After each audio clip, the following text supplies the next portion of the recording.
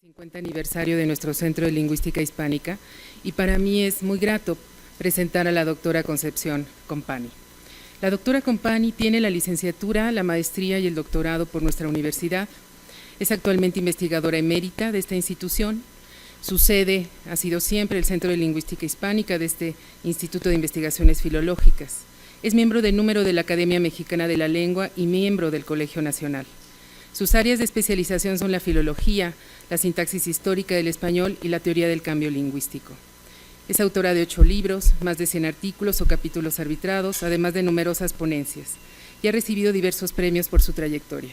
Por supuesto, presentar a Concepción Compani sobra, ¿sí? Es una investigadora grande de casa.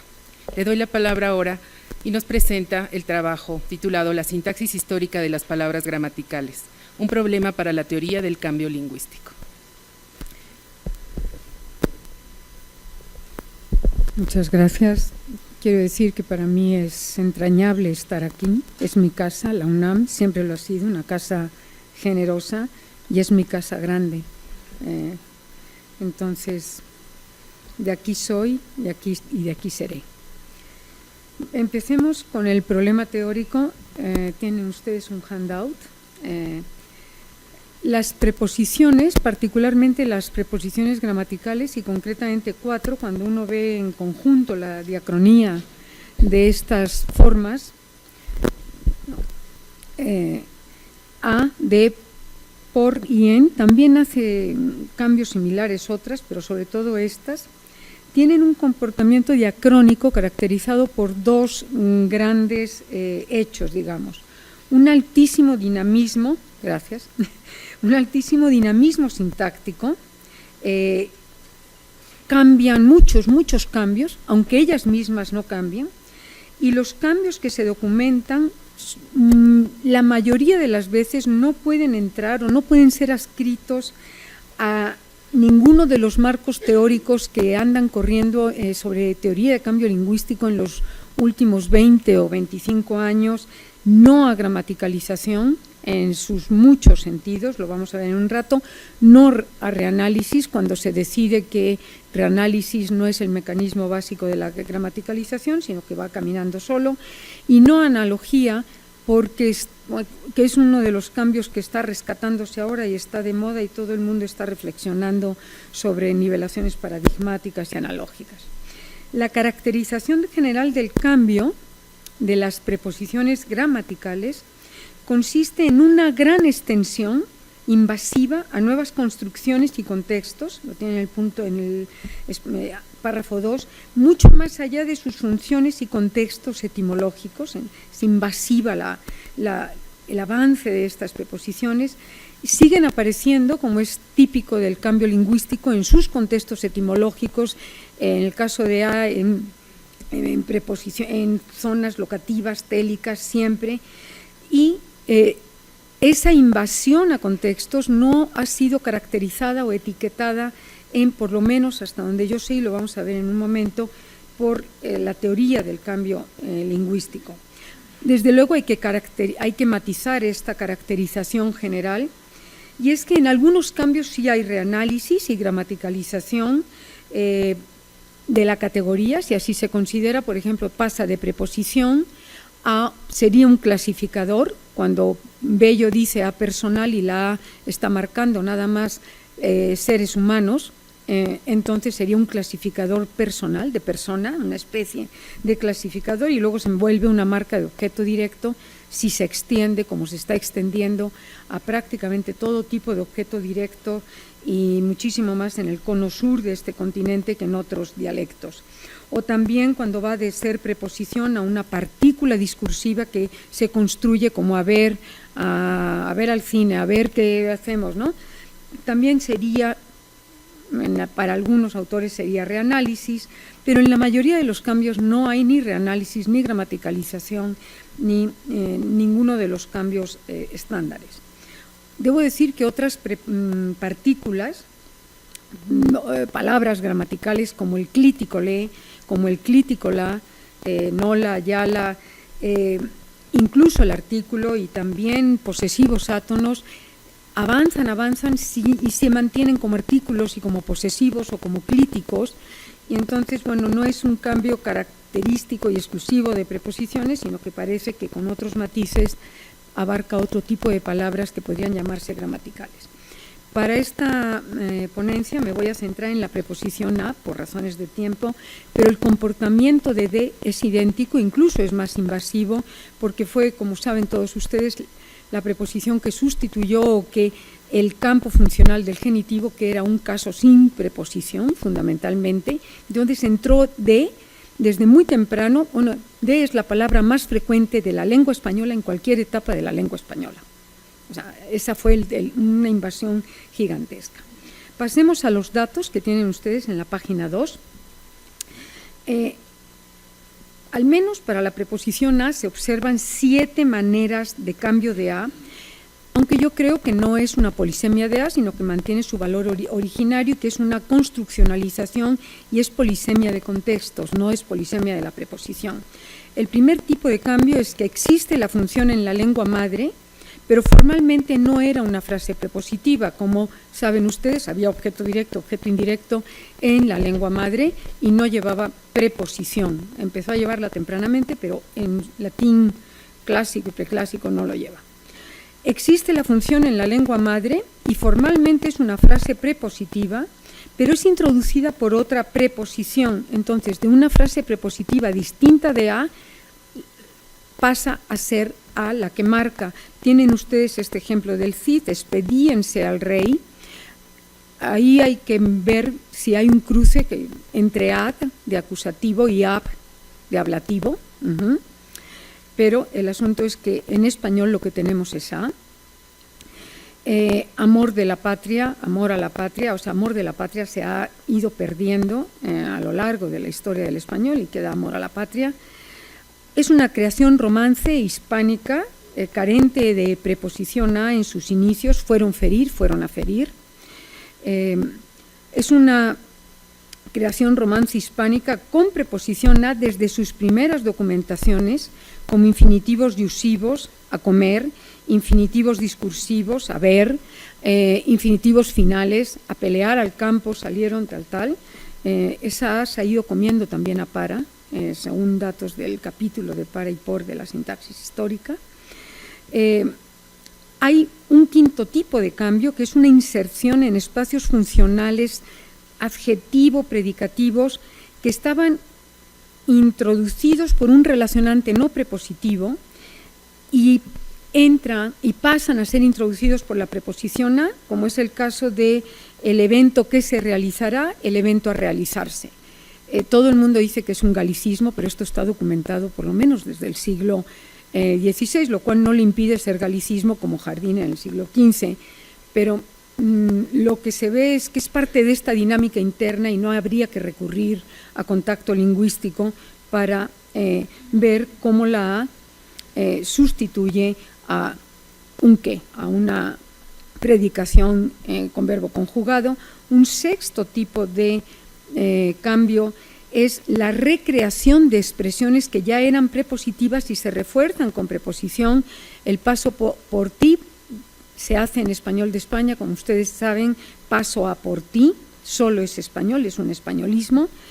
Y la inserción de a continúa y aparecen locuciones y frases cultas que las gramáticas normativas califican como incorrectas, que dicen que se debe quitar la preposición, pero se mete a grosso modo. Por ejemplo, en muchas frases hechas aparece la preposición donde no debiera aparecer. Esos son como 7 tipos de cambio, y lo que tienen ustedes en esa primera resumen es las muchas nuevas marcaciones, 13 al menos, en las que se encuentra la preposición a. Para la preposición de no son 13, son 17, con respecto al latín.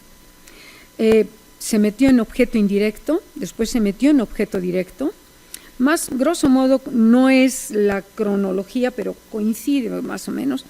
En perífrasis de futuro con verbos de movimiento, ira más infinitivo, estudiado por Melis en la sintaxis histórica, lo cual no significa la temporalización de temprana, pero el asunto es que ahí está la marca, muy tempranamente.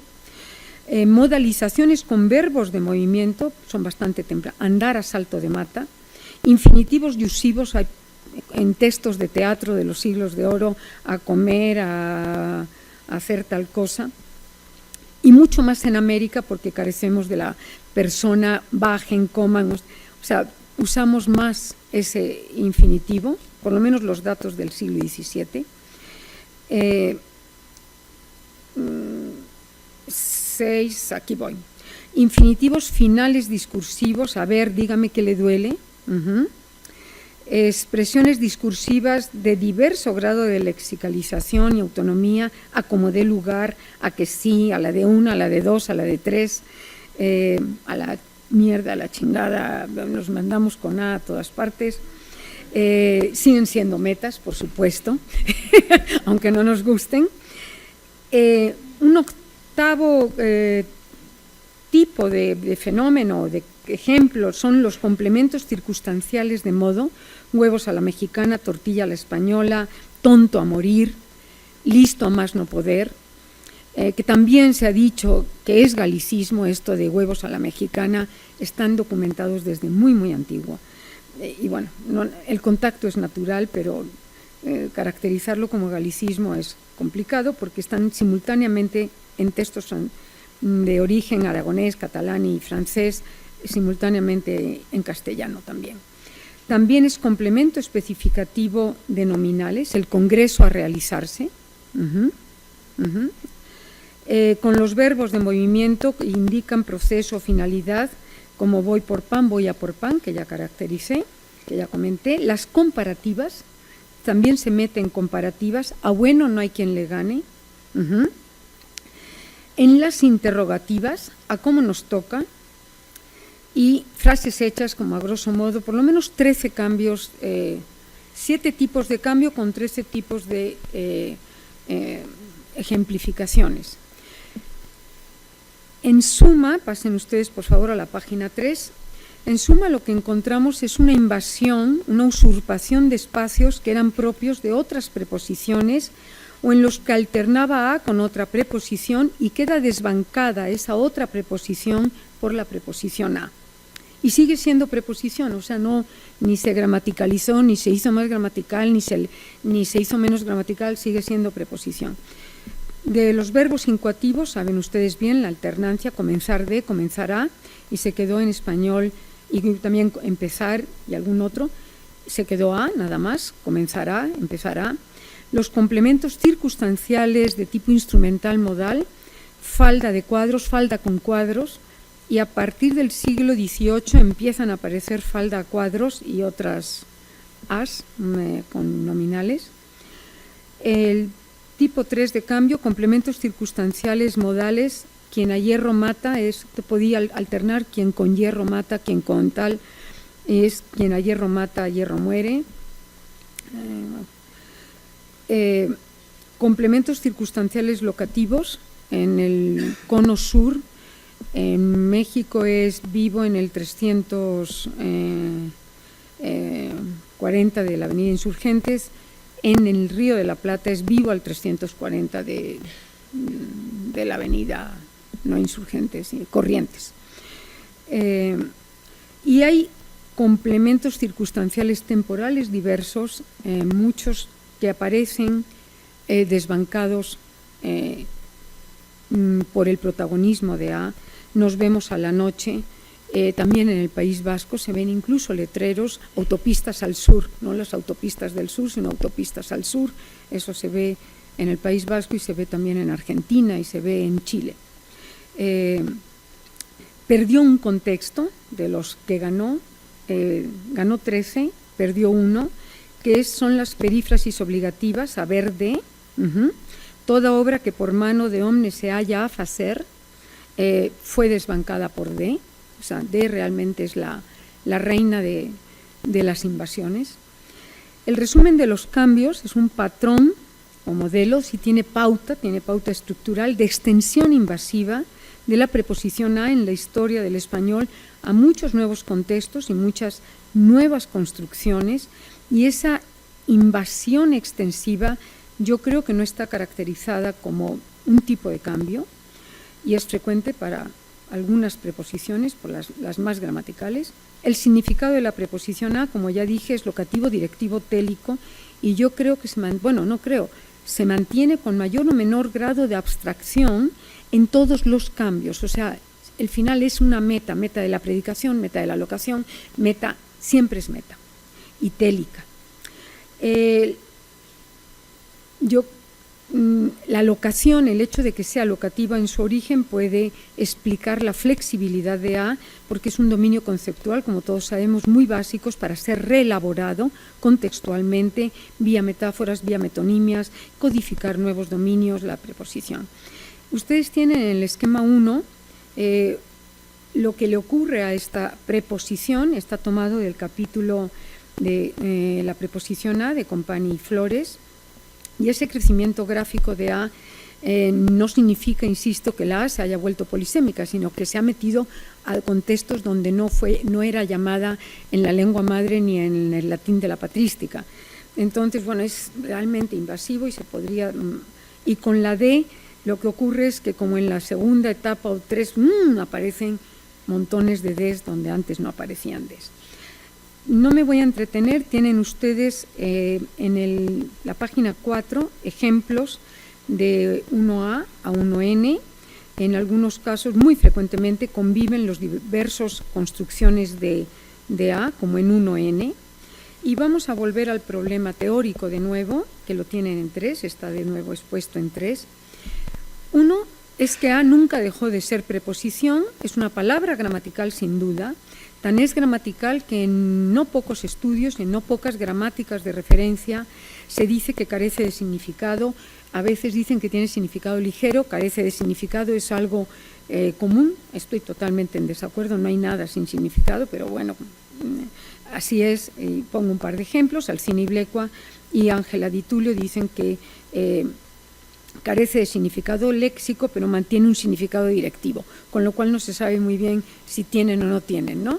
Bien, no pasa de palabra gramatical a más gramatical, como sería el cambio típico de gramaticalización, del léxico a la gramática o de gramatical a más gramatical. Puse uno de los más tempranos, Uriwowitz, antes lo había dicho Millet, como saben. Sí hay reanálisis y recategorización de la frase prepositiva toda en construcciones, en las nuevas construcciones, pero es una construccionalización, es un reanálisis de la construcción. Y el estatus teórico de los cambios y el avance de los cambios es muy desigual. Algunos siguen la jerarquía ortodoxa de actualización del reanálisis de contextos favorables, empieza en contextos favorables y va avanzando a contextos menos favorables y hasta los no favorables, y es gradual, como es el caso de la A que se mete en objeto directo. En otros cambios, pasen por favor a la página 5, la A entra de manera no gradual. Claro, hay que definir gradualidad. El caso de A por, voy a por ti, paso a por ti, voy a por cervezas. En un lapso de 80 años está la primera documentación, que es 1809.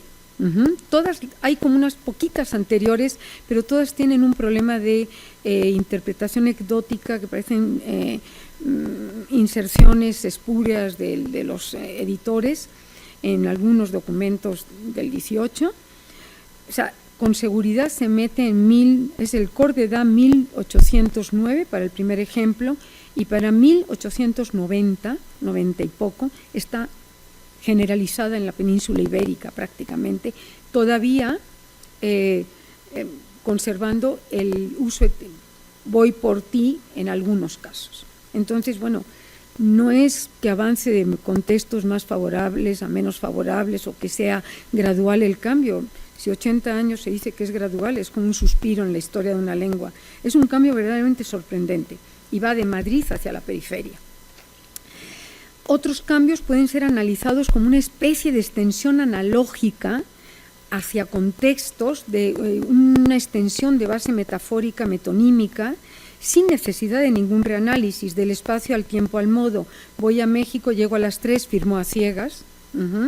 O de una meta nominal a una meta procesual eventiva a una meta discursiva. Voy a México o a Heidelberg o a donde ustedes quieran, voy a comer, a ver qué te ocurre.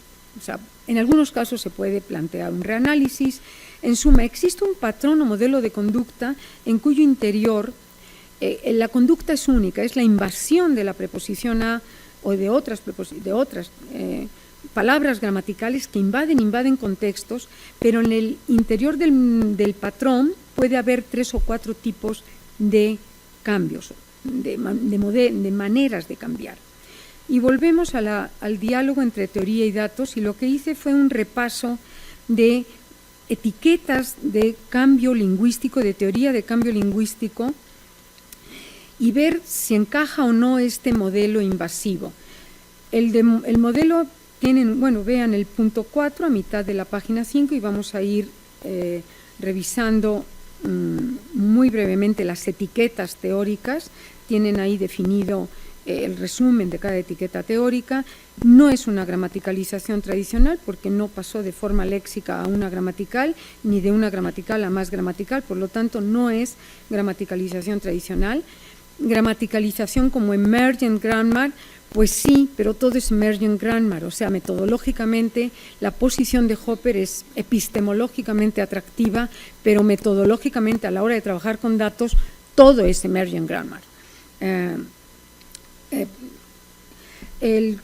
Gramaticalización como la emergencia de sistemas gramaticales que les ha dado a los evolucionistas en llamarse así, Hartford, Freisinger, otros, pues sí, tiene el mismo problema de Hopper, que epistemológicamente es muy bonito, pero a la hora de trabajar con datos pues carece de especificidad operativa.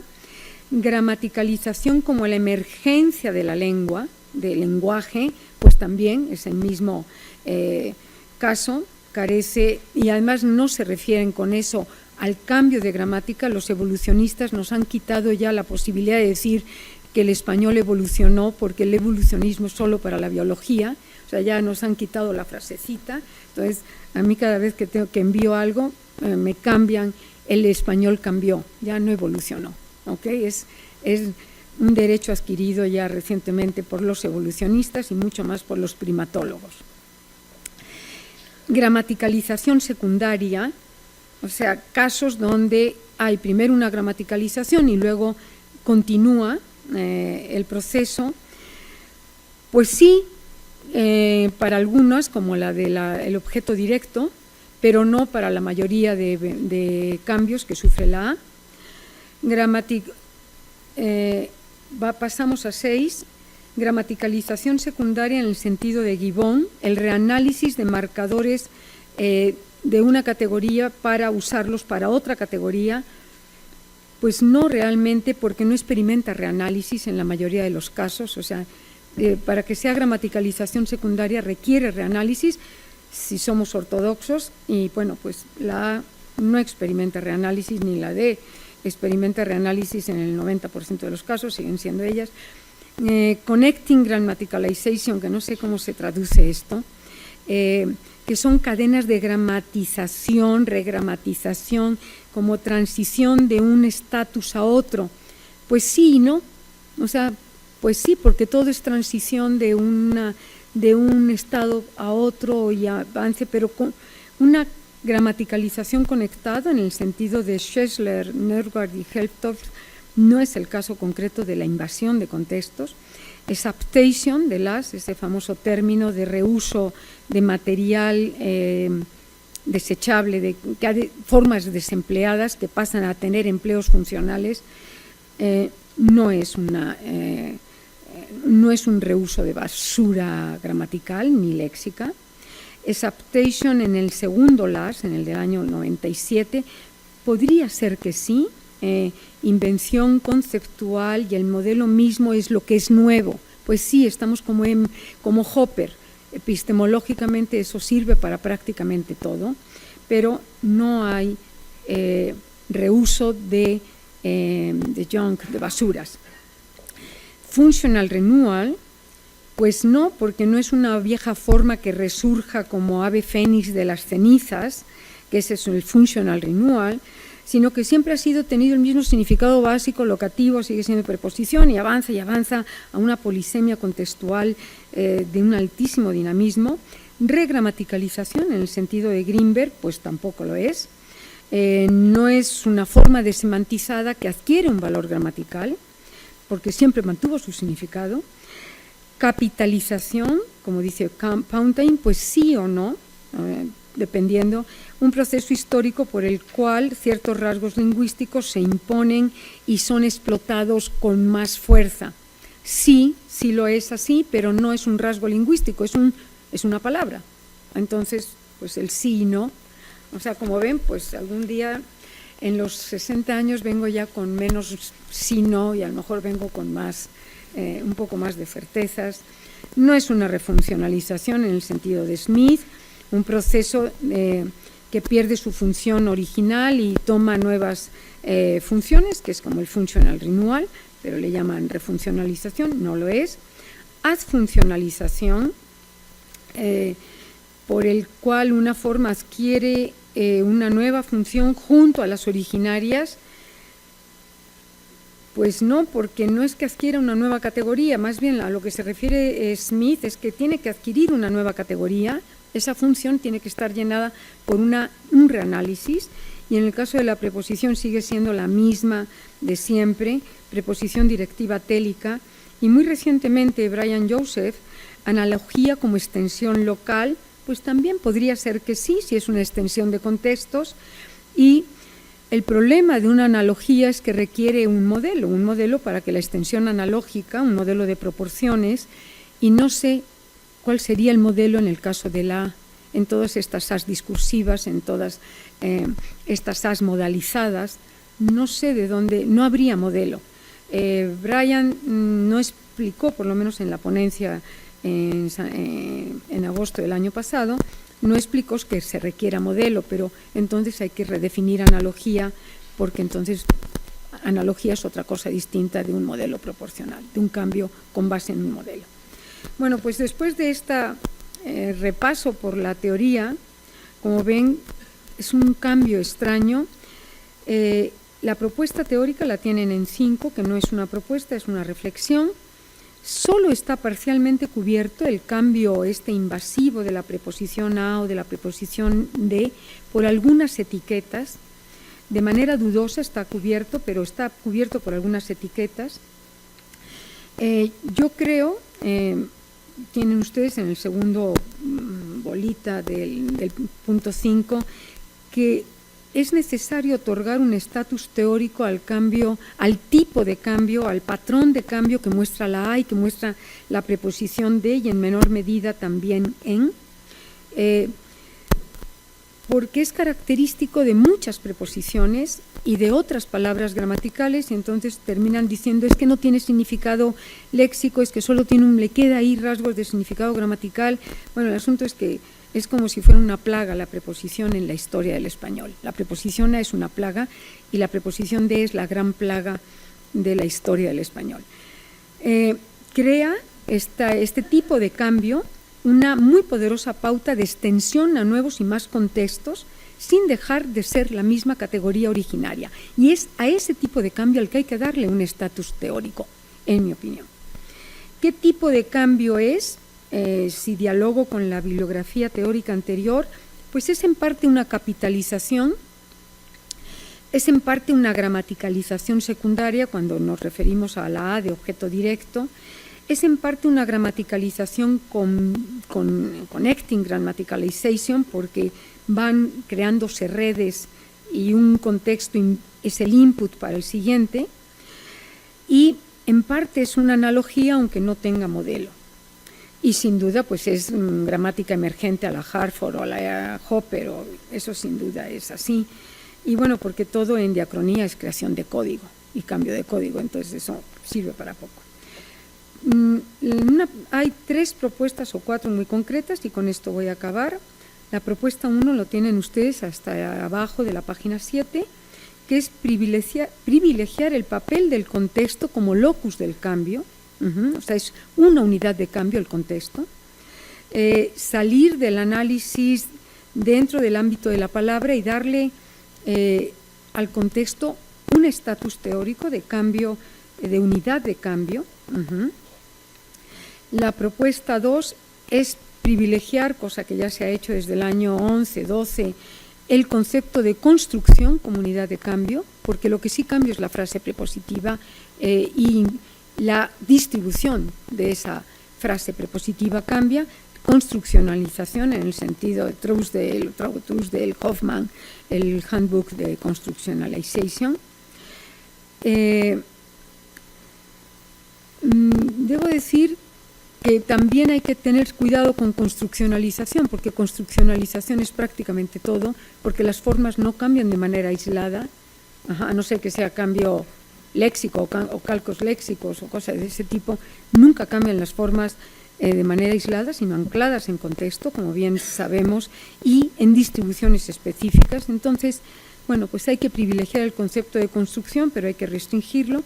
La propuesta 3 es que la construccionalización del caso de las preposiciones gramaticales se produce impulsada por un motor que puede caracterizarse como una especie de extensión contextual, que sería analógica o con un input previo en cada caso, pero sin modelo específico, se contagia en unos contextos a otros y va avanzando como una plaga.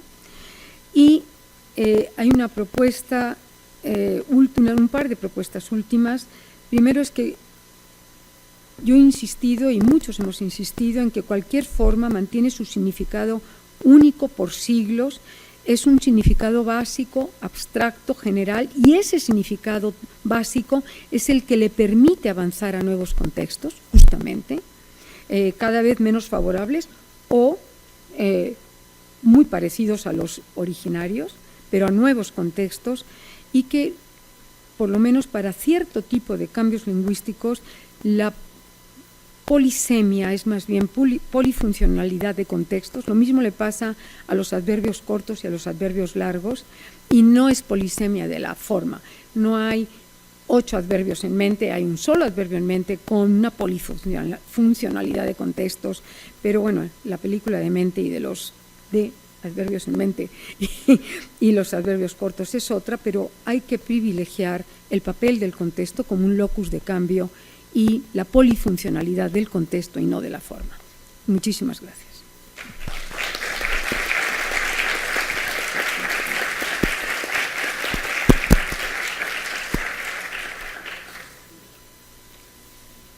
Le damos las gracias a Concepción Company y probablemente tal vez haya espacio para algunos comentarios, preguntas. Rodrigo.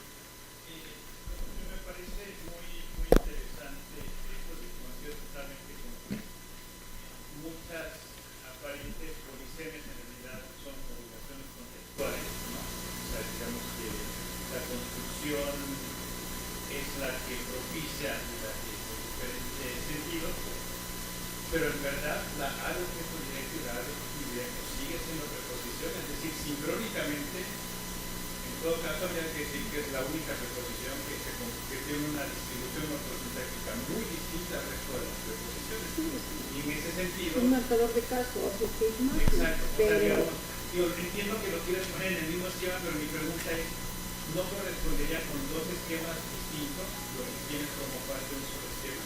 yo diría, es clarísimo, he dicho también que la generalización hay que matizarla, que es reanálisis, y que la A se convierte en marcador de caso para esas 2 funciones. Pero, ¿qué hacemos con las etapas intermedias donde la A solo marca personas, a mí, a ti, que es activi, ad mihi? ¿Qué hacemos con esas etapas intermedias? Que es bonito decir que el español tiene clasificadores, ¿por qué no? La A es un clasificador de persona, por lo menos en un lapso de 1000 y pico de años. Las tendríamos que dejar dentro del esquema o ponerlo como... Sí, o sea, me parece... Cuando hicimos, Rodrigo y yo, este esquema, porque estos datos están...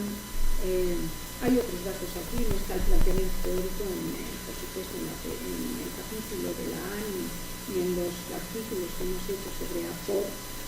Cuando hicimos esto pensamos si esas A's muy gramaticalizadas, marcadores de caso, habría que sacarlas, pero entonces justamente perdemos la continuidad, perdemos las conexiones del input previo.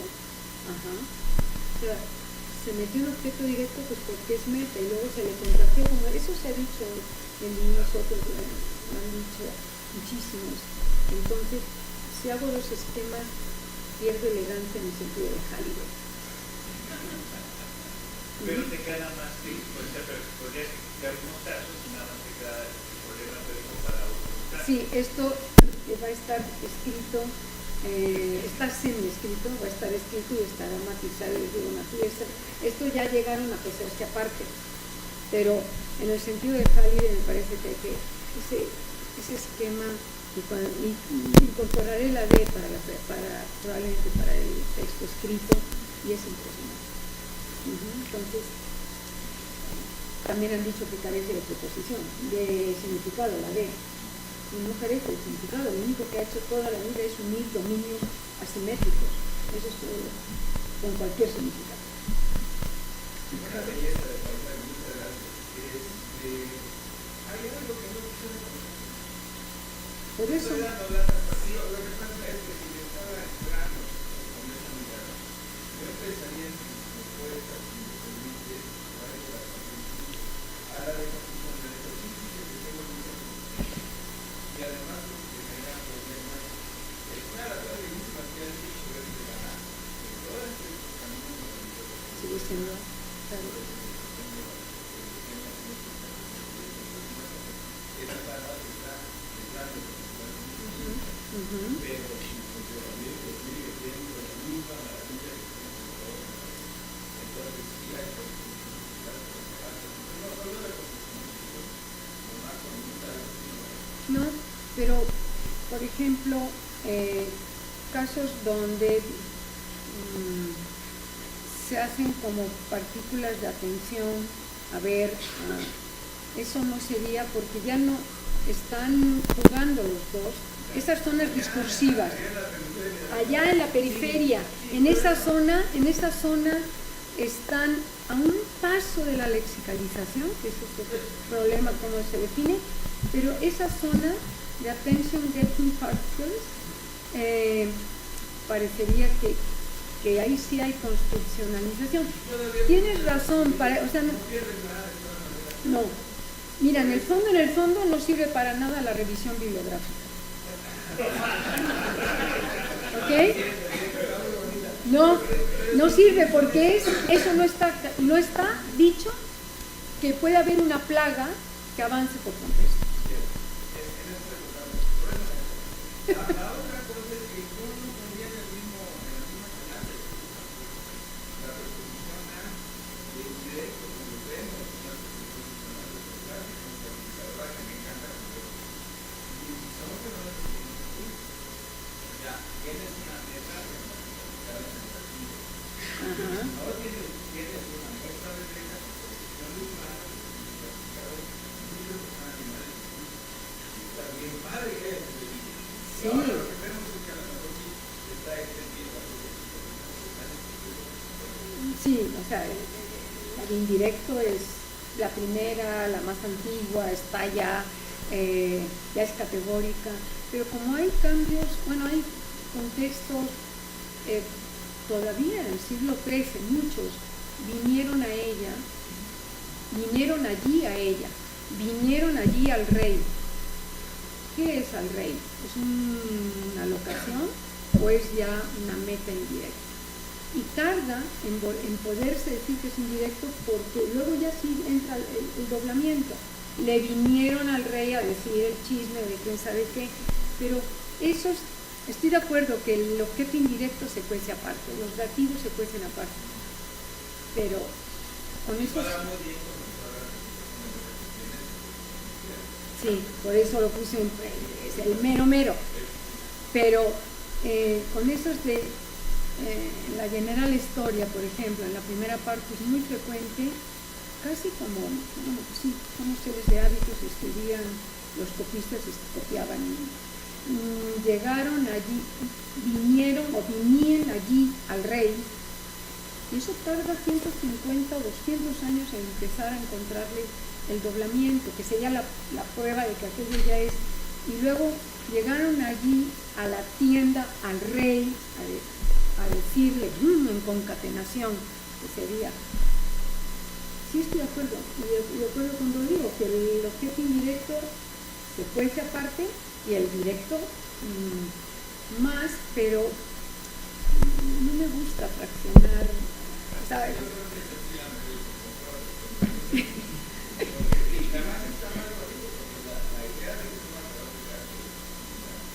Claro que lo es.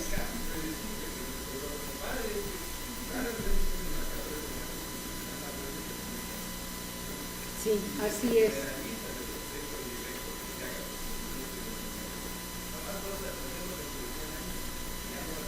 Así es. En ese cambio que es raro, en la tesis de Frida Villavicencio ocurre en Purépecha. Ajá. Y es una rareza tipológica absoluta. Sí.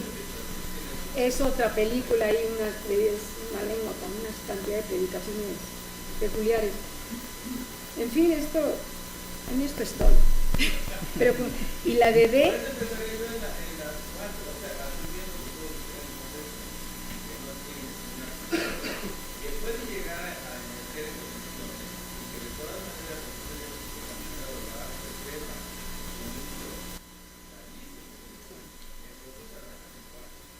Sí, y me ahorro toda la revisión. Gracias. Después de quedar emplazados a la próxima cita, 100 años, le damos las gracias a Concepción Company.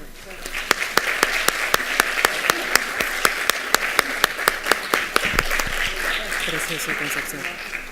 ¿Qué pasó? ¿Esta? Me tengo que quedar yo aquí.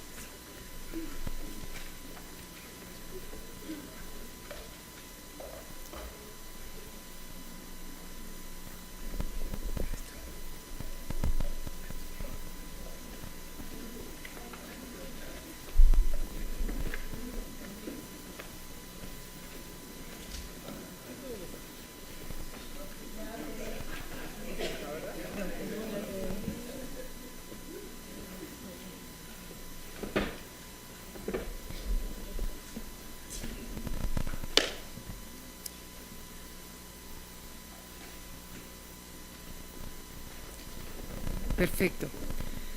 Vamos a escuchar ahora el trabajo que presenta la doctora Chantal Melis y la doctora Maribel Jiménez Martínez, intitulado Combinatoria léxica de los nombres de emoción españoles en diacronía, el caso del sustantivo miedo.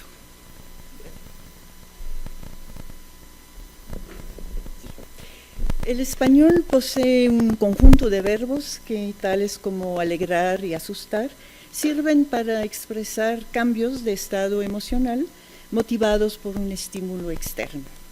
Estos verbos se llaman causativos emocionales, pues como se ve en uno, el sujeto, el ruido, causa que una persona, Juan, experimente una determinada emoción, miedo, y se puede parafrasear por el ruido causó que Juan sintiera miedo. Pero no es la única opción que tiene el español para expresar la causatividad con las emociones. Los hablantes también pueden elegir una estructura formada por un verbo y un sustantivo emocional, como en dos, el ruido le dio miedo a Juan, que puede parafrasearse de la misma manera que el verbo causativo asustar, ¿no? El ruido causó que Juan sintiera miedo. Estas estructuras son bien conocidas ya en la bibliografía lingüística, donde han recibido el nombre de colocaciones verbonominales, definidas en la nueva gramática de la lengua española como combinaciones restringidas de voces cuya frecuencia de coaparición es muy elevada. En el español actual son muchos los ejemplos de colocación con nombres de emoción, como dar alegría, poner esperanza, infundir ánimos, causar vergüenza, etc. Pero por cuestiones de tiempo en esta comunicación hablaremos exclusivamente de las que se forman con miedo.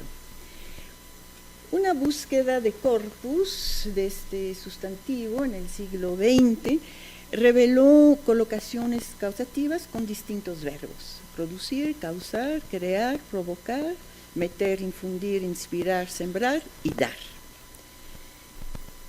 Por un lado, miedo se combina con un grupo de verbos a los que hemos llamado causativos léxicos: producir, causar, crear y provocar. Unos ejemplos: pensar demasiado le causaba fatiga y hasta un poco de miedo. La ausencia de Laura durante todos esos días, su negativa de hablar conmigo, me produjeron mucho miedo. Además, miedo aparece con verbos del campo semántico del movimiento: meter, infundir, inspirar y sembrar. Unos ejemplos: ¿no? Este blanco que te persigue y además te mete en el corazón el miedo a la soledad y a la muerte, o con unos extraños dibujos que me infundían miedo. Y por último, miedo forma colocaciones con el verbo de transferencia dar. La calma era tan completa que hasta daba miedo quedarse despierto. Si acudimos a nuestra competencia lingüística en español, nos daremos cuenta de que dar miedo, es la colocación que suena más natural y que sale sola. Y en efecto, los datos cuantitativos de nuestro corpus confirman que dar miedo es, con más del 80%, la opción preferida. Ahora, desde el punto de vista histórico, aquello que nos ha llamado la atención y que queremos discutir aquí es que el verbo dar no ha sido siempre el más frecuente en estas colocaciones con miedo, sino que en otras épocas el verbo más común era poner. Nos centraremos, pues, en la competencia entre estos dos verbos y en el proceso de desplazamiento de poner por dar en el tiempo.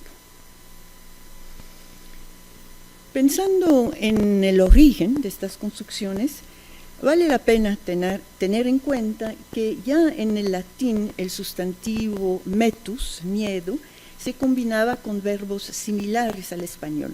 Véanse al respecto el trabajo de la doctora Jiménez Martínez. Como pueden ver en el cuadro 3, que recoge los usos causativos de este sustantivo en el latín clásico, la colocación más usual es con el causativo léxico facere, hacer. Aparecen también algunos verbos de movimiento: inicere, lanzar, adducere y afferre, ambos con el significado de traer o llevar. Y tenemos un verbo de transferencia, praebere, ofrecer. Aunque no son los mismos verbos que se utilizan hoy en español, vemos las mismas tendencias en cuanto a la conceptualización de la causatividad emocional. Hay un causativo léxico, facere, que de hecho sigue siendo productivo en otras lenguas romances como el francés, ¿no? Faire peur, dar miedo; el italiano, fare paura, dar miedo; o el catalán, faire por, dar miedo también.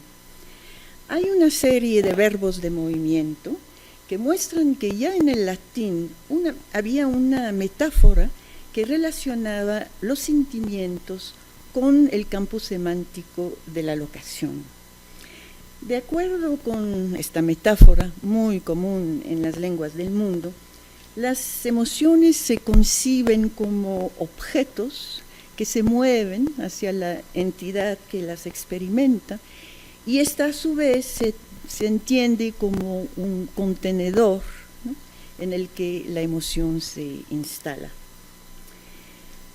Con los verbos transitivos de movimiento, también conocidos como verbos de movimiento causado, como meter, por ejemplo, siguiendo esta misma metáfora, se focaliza la entidad que provoca el cambio de lugar y que, por una extensión metafórica, pasa a designar la causa de la emoción, ¿no?, el ruido aquí. Y por último, hay un verbo de transferencia, ¿no?, praebere, ofrecer. Ahora, los verbos de esta clase de transferencia están íntimamente relacionados con los anteriores, es decir, los de movimiento causado, ya que incluyen en su significado tanto una idea de causación como una noción de locación.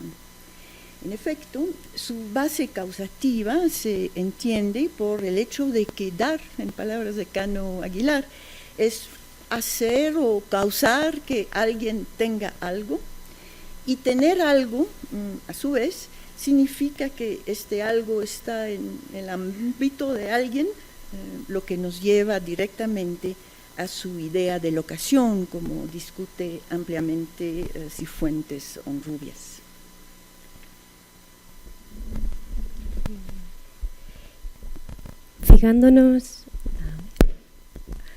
Fijándonos ahora en el español y observando las colocaciones causativas con miedo, en los primeros registros escritos vemos continuidad e innovación respecto del latín.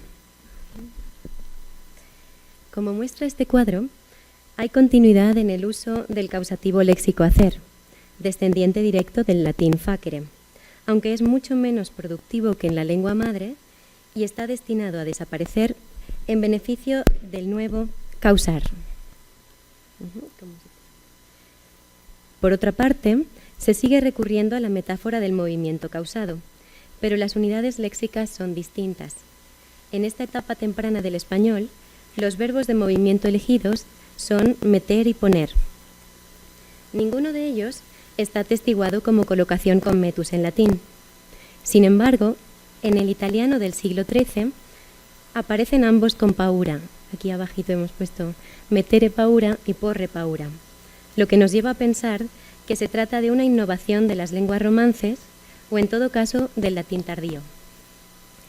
Lo que más nos interesa de este par de verbos es que meter predomina en los inicios, mientras que ya en el siglo XV poner se convierte en el verbo preferido para la expresión de la causatividad emocional con miedo. En los siguientes ejemplos ilustramos las colocaciones medievales hacer miedo, non verán durmiendo, cosa que el faga miedo nin le espante, meter miedo, a los otros metie gran miedo porque hubiesen paz, y poner miedo. El poder de los dos fue tan grande que en todo el reino ponen miedo y pavor. La segunda etapa que hemos identificado en la historia de las colocaciones causativas con miedo comprende los siglos XVI, XVII y XVIII. En estos observamos la consolidación del verbo poner, unida a la aparición de nuevos verbos, entre los cuales dar empieza a cobrar presencia. Como se puede ver en este cuadro, en el siglo XVI culmina la tendencia observada en el medievo de poner como el verbo prototípico de la colocación causativa con miedo. Lo hemos señalado con este color granátea. Pero a su lado se están desarrollando nuevas colocaciones formadas en su mayoría con verbos de movimiento. Por ejemplo, inducir, inculcar o infundir el miedo. Lo que confirma que también en español la metáfora locativa es muy recurrida para hablar de emociones. Entre las innovaciones se encuentra además el verbo de transferencia dar. En realidad ya teníamos un ejemplo tardío de este verbo en la época medieval, pero no es sino hasta esta segunda etapa que la colocación dar miedo se hace visible e inicia una competencia con poner miedo, como se ilustra en los ejemplos de 7. Señor, remediadlo vos con poner miedo a mi amo, pues mi fama solamente da tal miedo a los cristianos. Competencia que es el foco de nuestro interés en esta comunicación. Llegando al español moderno, en el siglo XIX nos topamos con un panorama claramente distinto del anterior, que nos lleva a reconocer una tercera etapa. Como muestra este cuadro, los datos son contundentes. Dar es, con diferencia, el verbo que domina sobre todas las demás opciones léxicas, y el verbo poner ha reducido su presencia de manera drástica, hasta aparecer en tan solo un 5% de los ejemplos causativos, dando señales de estar en camino de desaparecer, como sucederá efectivamente en el siglo XX. Aquí volvemos a presentar el cuadro con los datos del siglo XX para comprobar tanto esta desaparición de poner como la generalización de dar frente a las otras opciones verbales. La motivación de este cambio no es muy clara. Tanto poner como dar son verbos trivalentes que, como hemos visto, denotan eventos conceptualmente muy cercanos entre sí e igualmente compatibles con la expresión metafórica de las emociones provocadas en un experimentante por alguien o algo que ocupa la posición del sujeto. Podría pensarse que el desplazamiento de poner por dar se debió, en parte, a la diferencia de la codificación del tercer argumento con uno y otro verbo. En efecto, en su uso espacial básico, poner se combina típicamente con una meta locativa referida a un lugar y generalmente formalizada mediante una frase preposicional. Se ponen cosas en lugares, o sobre lugares, o debajo de lugares. Mientras que el evento de transferencia que denota el verbo dar se actualiza prototípicamente con una meta de carácter humano en caso dativo. Se dan cosas a personas. En principio, ambas estructuras son susceptibles de hacer referencia al experimentante como contenedor en el que se instala la emoción.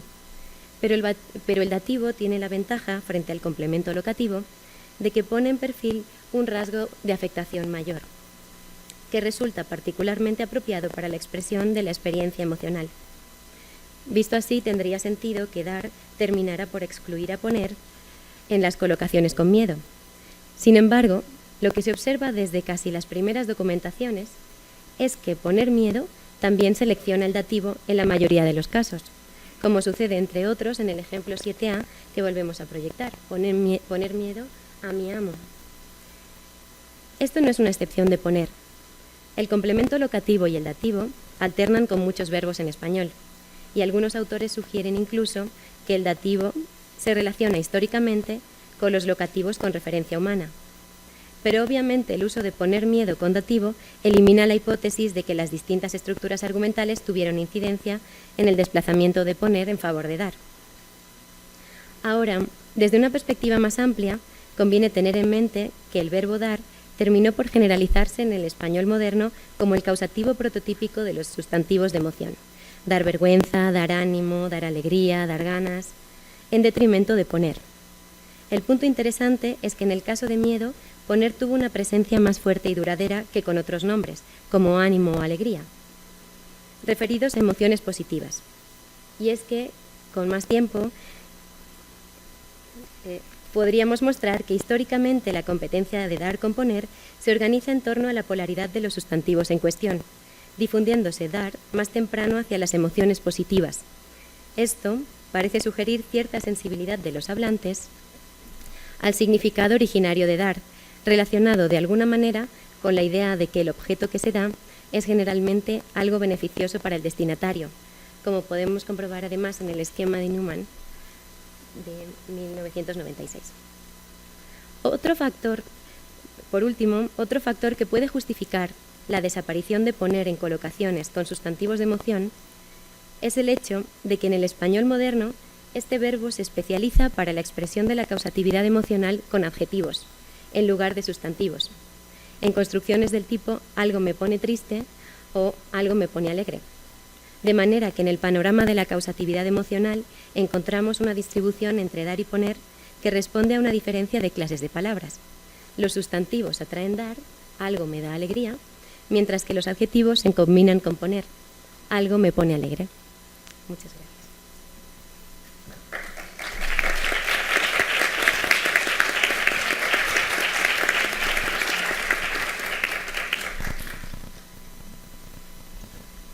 Le damos las gracias a la doctora Melis y a la doctora Jiménez y por supuesto tenemos espacio para dialogar con ellas.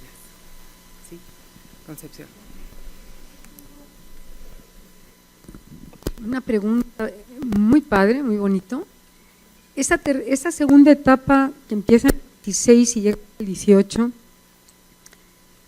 yo sé la respuesta, me van a decir es que el 19 pasaba casi lo mismo.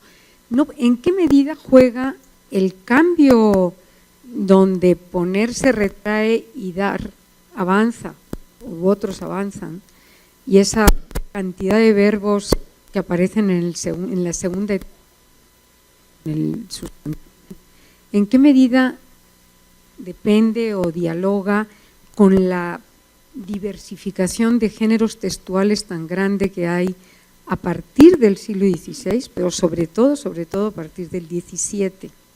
O sea, como el género textual como una especie de condicionante también. ¿Es un cambio meramente interno o hay ahí, en ese esquema que proliferan tantos verbos de la segunda etapa, algo juega el género textual? No lo sé, es curiosidad. Sí,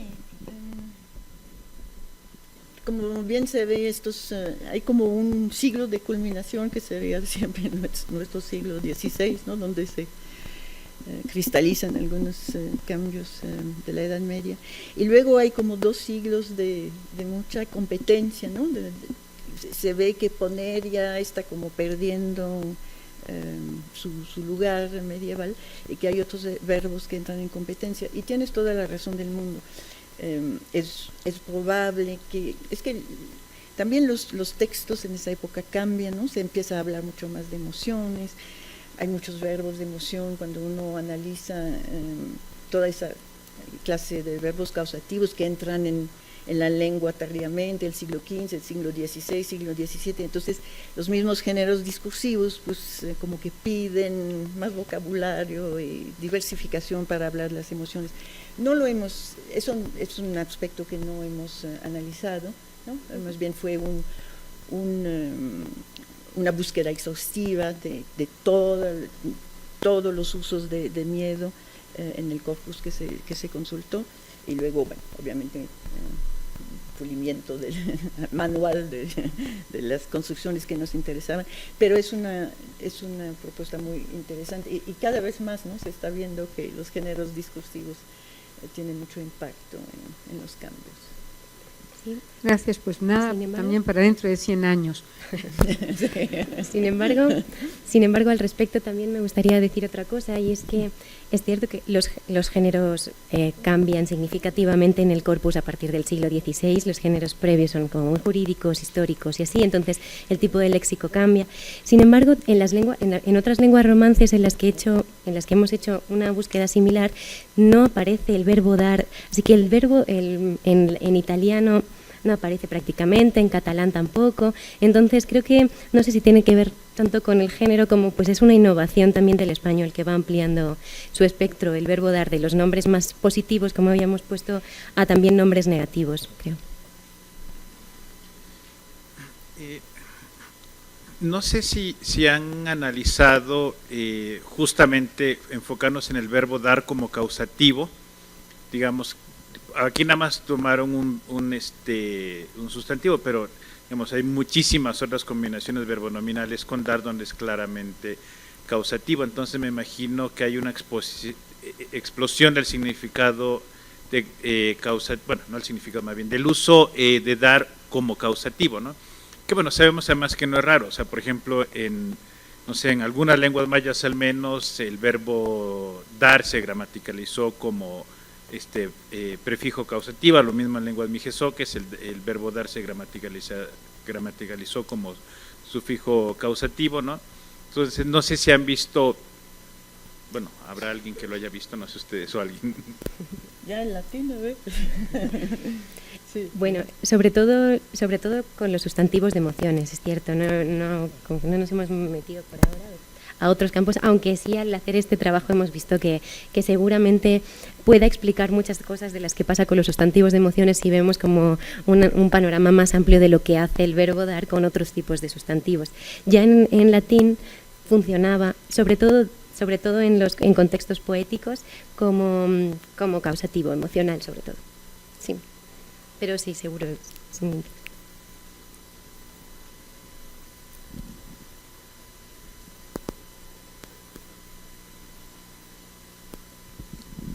Oye, mira, perdón, a lo mejor mi pregunta es muy simple, pero la quisiera saber. En el tiempo, en diacronía, ¿qué es lo que surge primero? ¿Los sustantivos de emoción o los verbos de emoción, o son al mismo tiempo? Depende. Hay unos verbos que entran a través del adjetivo, el adjetivo es anterior, hay unos que empiezan incluso con el participio, depende de la unidad léxica. Gracias.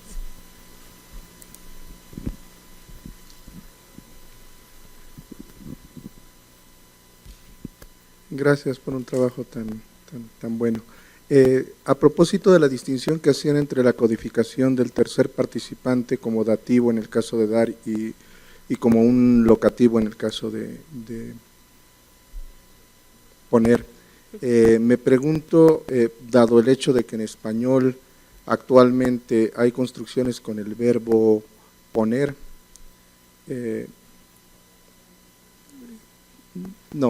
con el verbo meter, que implican un tercer participante codificado como dativo y no como locativo, que es como se usa fuera o en su uso más amplio, que es simplemente locativo sin metaforización.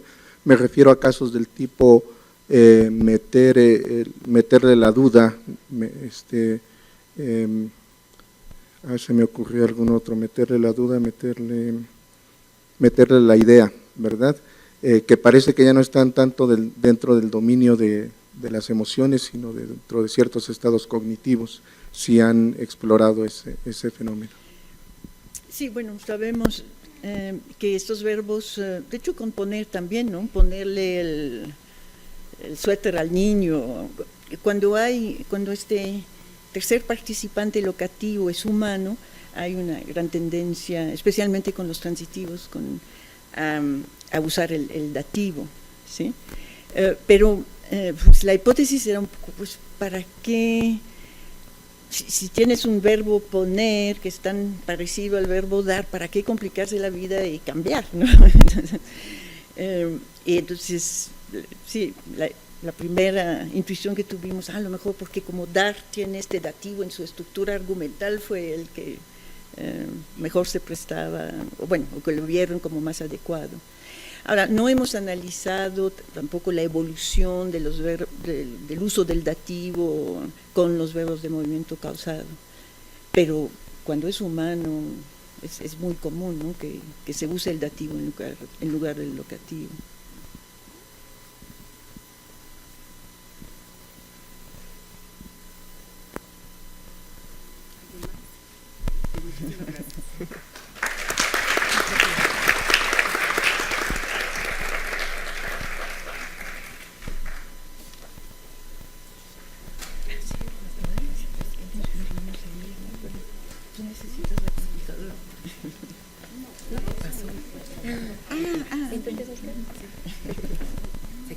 ¿Sí? Nos queda para darle apoyo.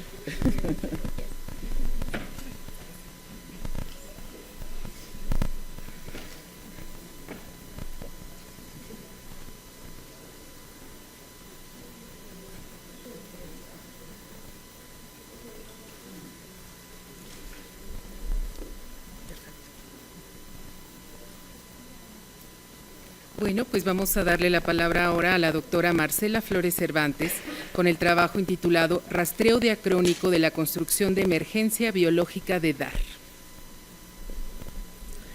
Gracias. Bueno, en principio quiero decir que estoy muy contenta de estar aquí celebrando estos 50 años del centro al que orgullosamente pertenezco, y de esos 50 años he ocupado una buena parte de esa historia, entonces es un placer. Yo también voy a hablar de dar. Me da gusto haber escuchado la ponencia anterior porque para mí es una confirmación de ciertas intuiciones que ahora les voy a exponer. Bueno, en trabajos previos, Ricardo Maldonado y yo hemos abordado el comportamiento del verbo dar en español actual, que posee una gama de usos muy amplia y múltiples construcciones. Y en este trabajo daré cuenta del rastreo en el siglo XIII de una de estas construcciones, la que en estos trabajos previos, Ricardo Maldonado y yo, hemos llamado construcción de emergencia biológica, un poco siguiendo a Newman, que había hablado de estas construcciones antes. Como es bien conocido, el significado del verbo dar tiene como su significado básico el de transferencia. Esto es la posibilidad de predicar la acción de un agente, el donante, por la que un objeto o la cosa se transfiere desde su dominio de posesión y control hasta el dominio de posesión y control de otra entidad, el receptor, según se ilustra en 1.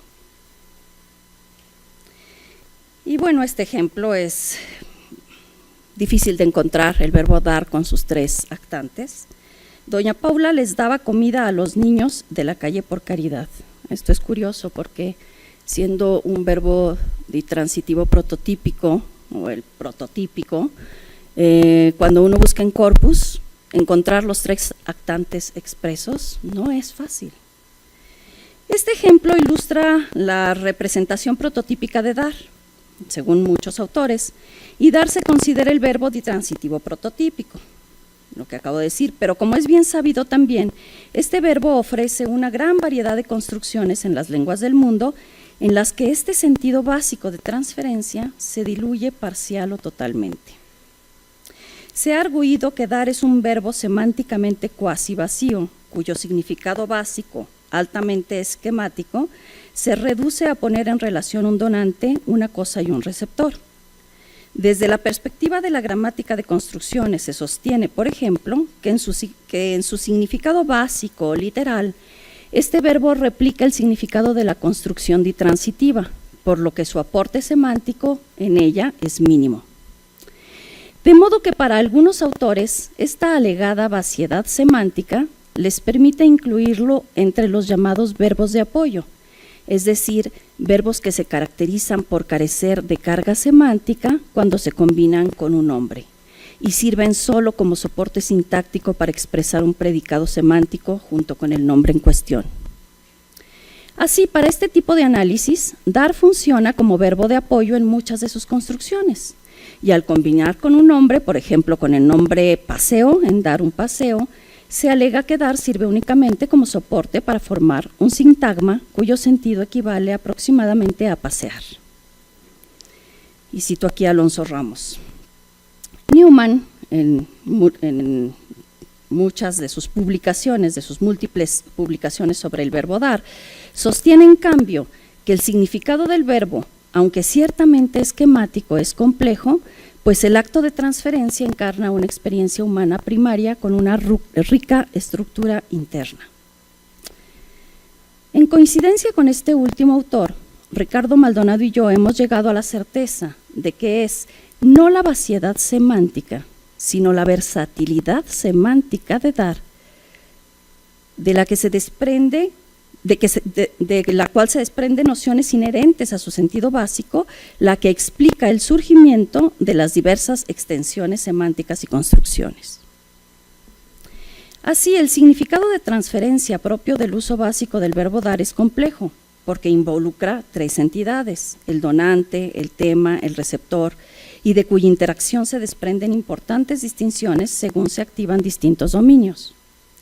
Tales dominios son el dominio espacio-temporal, por ejemplo, que es relevante para la forma en que las entidades participantes se expresan y los cambios que afectan las relaciones espaciales entre estas entidades a través del tiempo.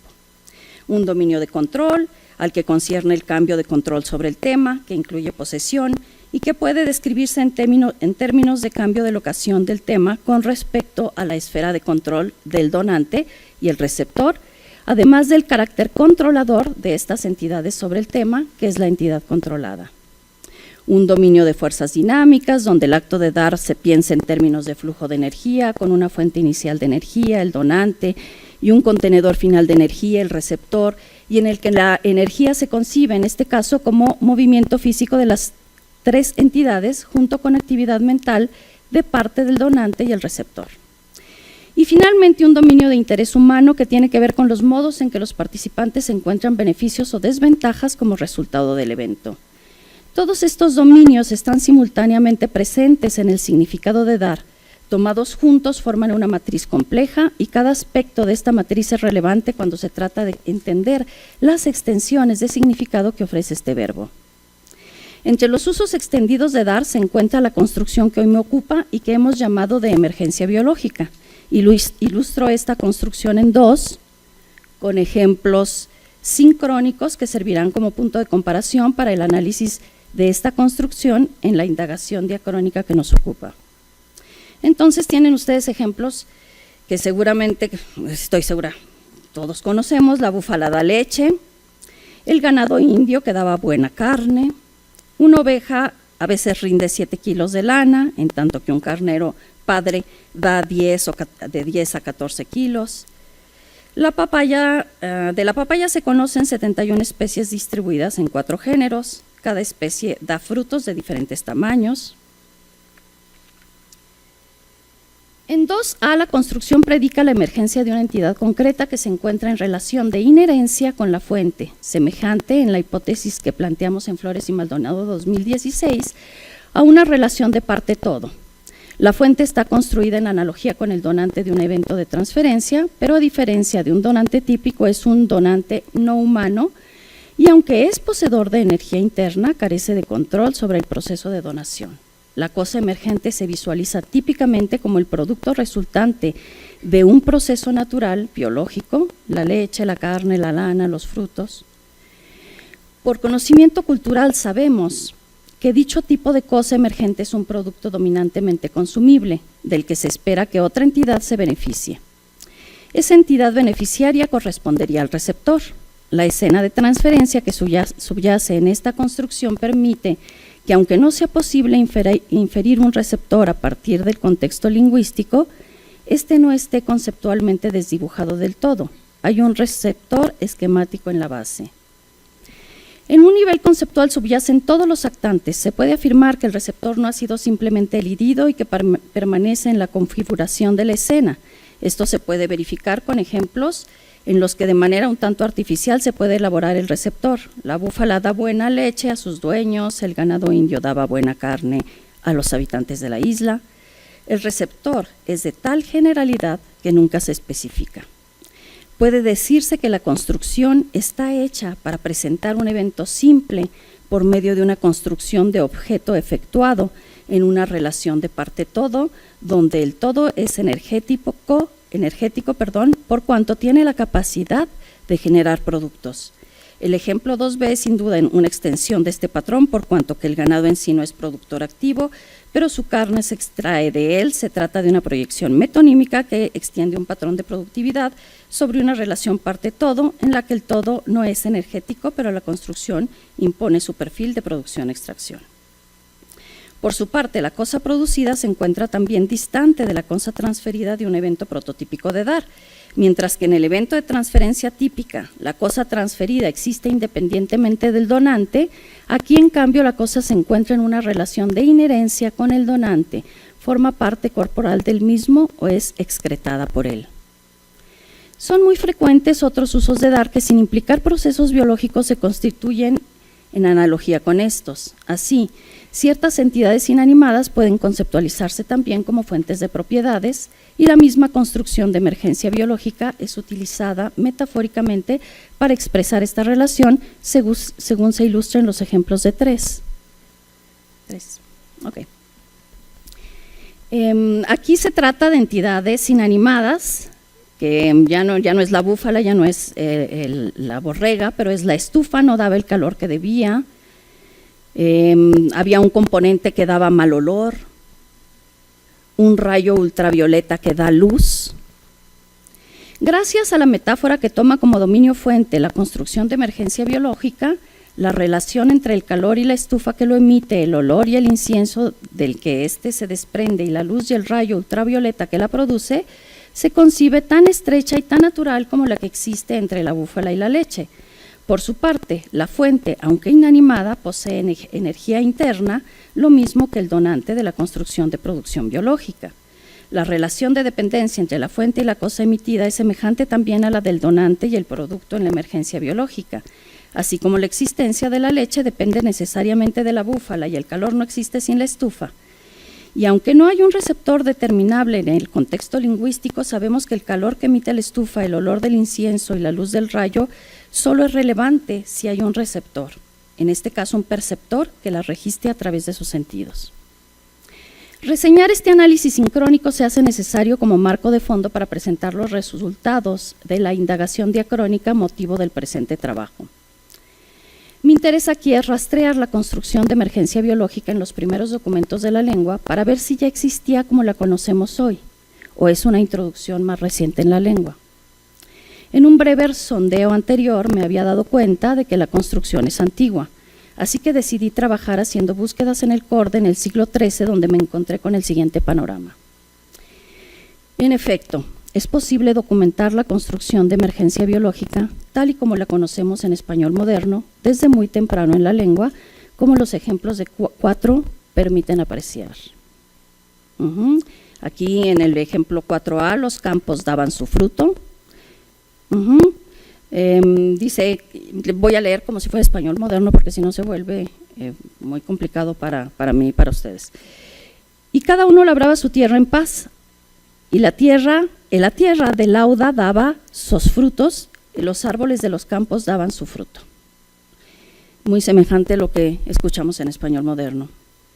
Y aquí este es un fragmento aparentemente de un texto literario, de un poema, y para no leerlo todo, alas tus huertas, porque no podrían dar flores, digo yo, por el muy fuerte enemigo que vemos en el Cid, que es muy poderoso. No podrían dar flores.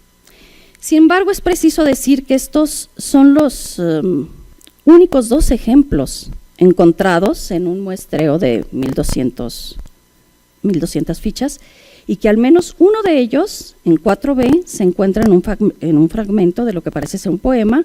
Esto no significa que en los documentos no se hable abundantemente de productos biológicos, pero como podrá apreciarse a continuación, la emergencia biológica de productos, flores y frutos se expresa mediante otros verbos, con los que dar parece comenzar a alternar de manera incipiente en este siglo. La poca documentación de dar me hace pensar que se trata todavía de un uso marginal y que, al menos en uno de los ejemplos aparezca en un fragmento literario, me invita a suponer que se trata quizá de un uso metafórico, una metáfora, un uso metafórico todavía novel. Como recién he anticipado, en el siglo XIII se habla con abundancia de las cosas que emergen como productos biológicos, de una fuente biológica también. Mucho se habla de lana, de leche, de frutos, de flores, pero son otros verbos y otras construcciones las que aparecen relacionadas. En la mayor parte de las ocurrencias se trata de verbos de creación o posesión, en eventos donde el sujeto se concibe como más agentivo, pero son frecuentes también los verbos de aparición o emergencia, donde el evento tiene una cualidad más espontánea. Así, por ejemplo, ejemplo 5, por favor, los animales y las plantas hacen productos y frutos, como se ilustra en toda esa lista de ejemplos. Todos farán sus frutos.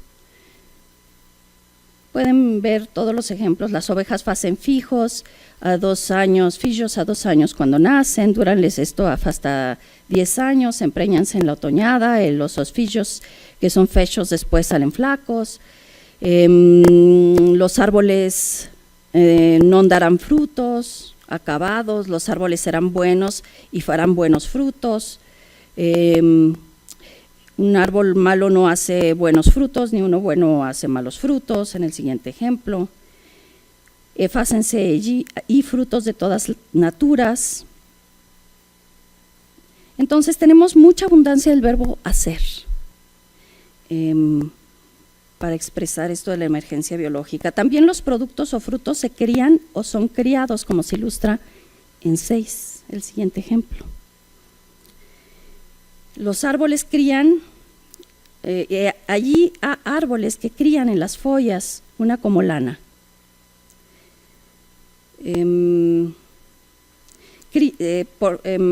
Aves menudas y granadas por ti crían las mieses. Criábanse en aquella tierra todos los frutos. Así es que se crían allí las cosas tan bien y tan buenas como habedes oído. Y también los productos y frutos pueden ser engendrados, como en 7.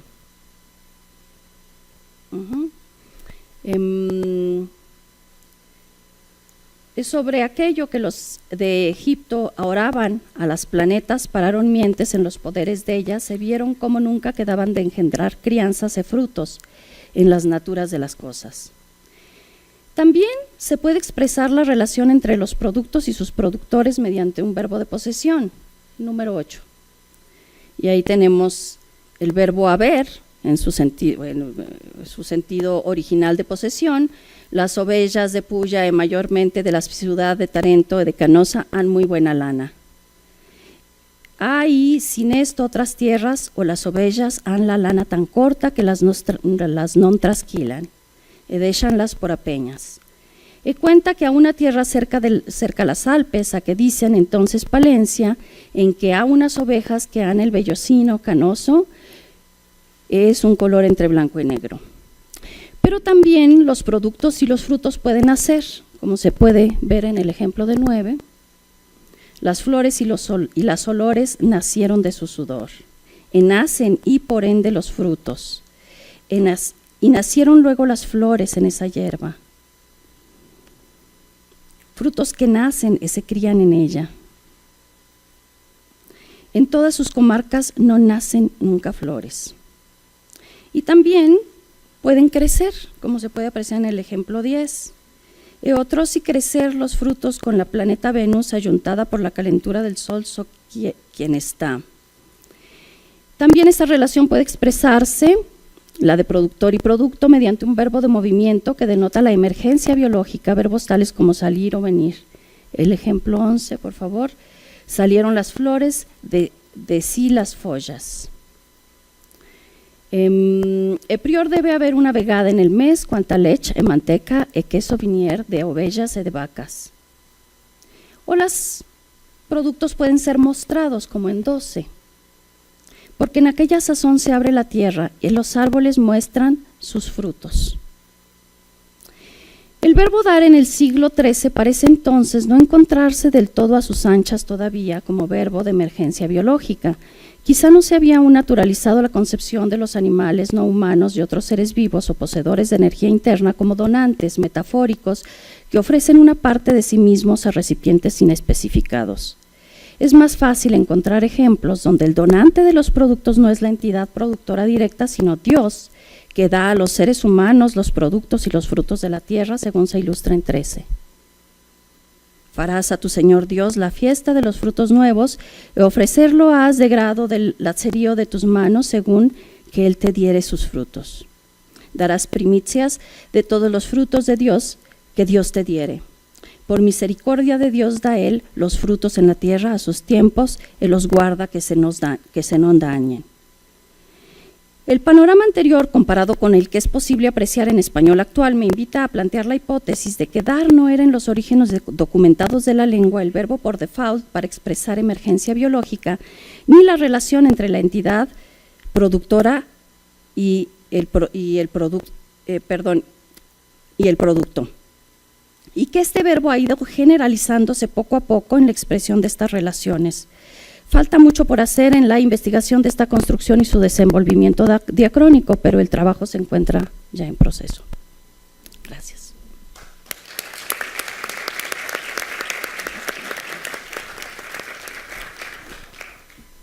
Muchísimas gracias a la doctora Flores y damos paso a sus comentarios o preguntas.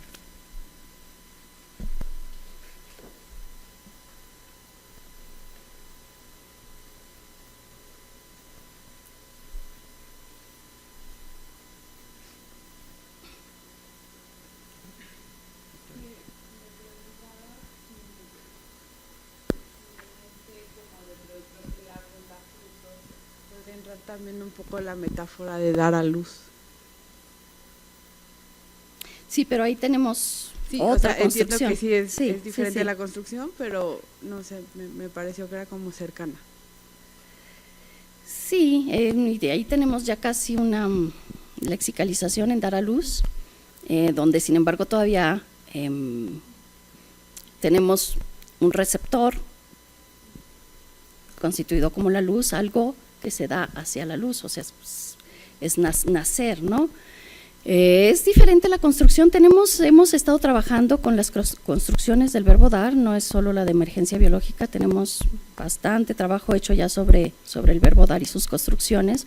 Ricardo Maldonado y yo, sincrónicamente, queremos hacer el rastreo diacrónico también, pero justo esta la dejamos un poco aparte por el momento, puedo decirte eso, precisamente porque, bueno, no, porque la vemos ya como más dentro del léxico que dentro de las construcciones mismas, ¿no? Gracias. ¿Dirías que en esta época, bueno, al principio, dar sigue como muy asociado con una idea de agentividad que no le permite combinarse tan fácilmente con sujetos inanimados? ¿Viste algo al respecto? Creo que, bueno, el verbo hacer, estos verbos engendrar, el hacer sobre todo, pues es muy causativo, con fuerte agentividad, pero creo que todavía dar no toma el terreno ahí por dos elementos, por el recipiente, que tenemos que en la construcción de emergencia biológica tenemos que tener un recipiente muy diluido, es decir, muy en la base, muy poco prominente o inexistente prácticamente, porque aunque sabemos que está ahí desdibujado, porque la vaca da leche para alguien, la tierra produce, siempre se predica estas cosas en función del interés que un humano tiene en ellas. Pero tenemos esta construcción en donde no aparece el recipiente. Y de hecho, si lo forzamos, suena forzado. O sea, si lo hacemos aparecer, suena un poco metido como con calzador, ¿no? Entonces, tenemos esto el problema del recipiente y el problema de concebir a la entidad productora como un donante. Entonces me encuentro muchos ejemplos donde es una entidad superior la que dona los frutos para las entidades humanas, Dios que da sus frutos, o sea, los frutos los produce Dios de alguna manera, y ese sí se constituye como el sujeto de dar. Dios da los frutos, pero no el árbol da frutos. No llegamos a ese punto, parece ser, en siglo XIII. Todavía tenemos ejemplos marginales, como que empieza a aparecer. Y me parece a mí que va a suceder un poco a lo largo del eje diacrónico, lo que ustedes también están viendo, que empieza a expandirse y empieza a tomar el lugar de todos los otros verbos, porque en español moderno dar juega por todas partes, ¿no?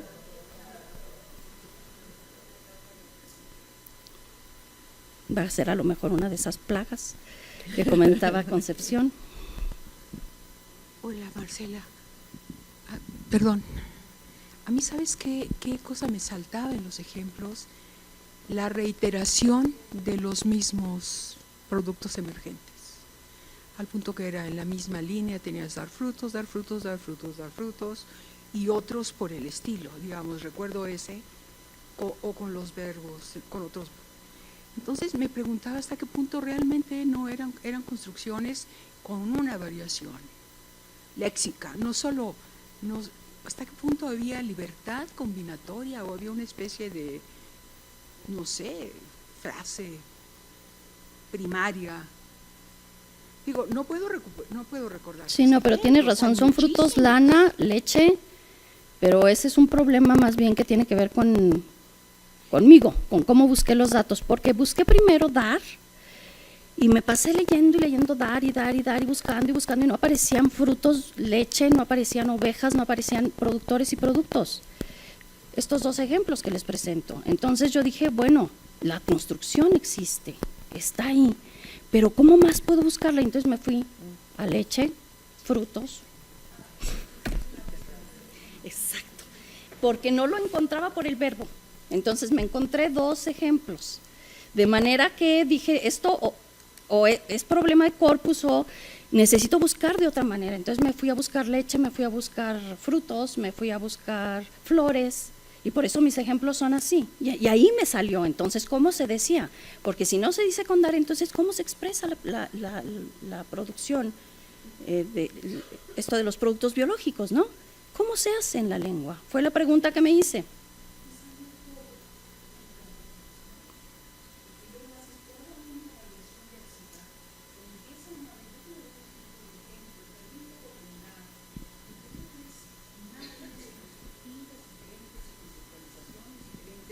De lo que es es el miedo, de lo que es un fruto, de cómo ocurren los frutos. O sea, lo que estoy viendo, está el verbo ahí en cuestión y una perspectiva diferente de cómo las entidades emergen, ¿no? O están, o se vinculan con otra entidad.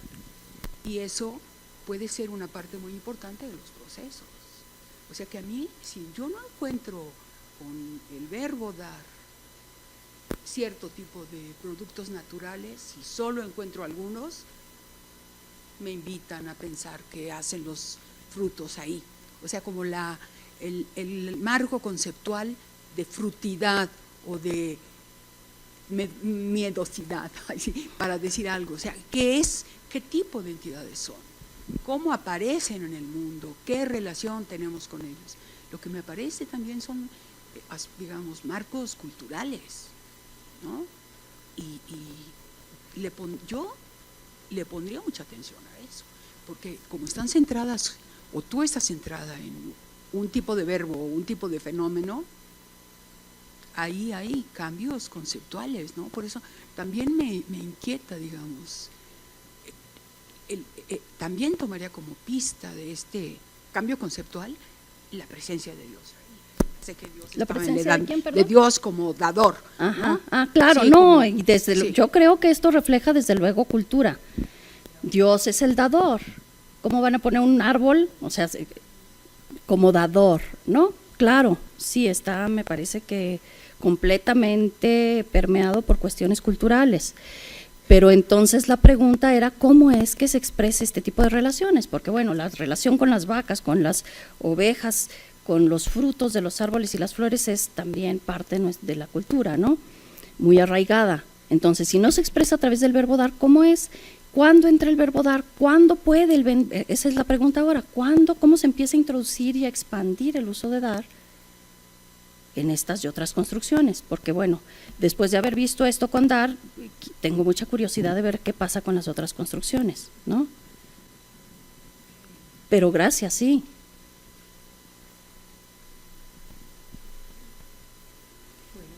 Pues muchísimas gracias a la doctora Flores.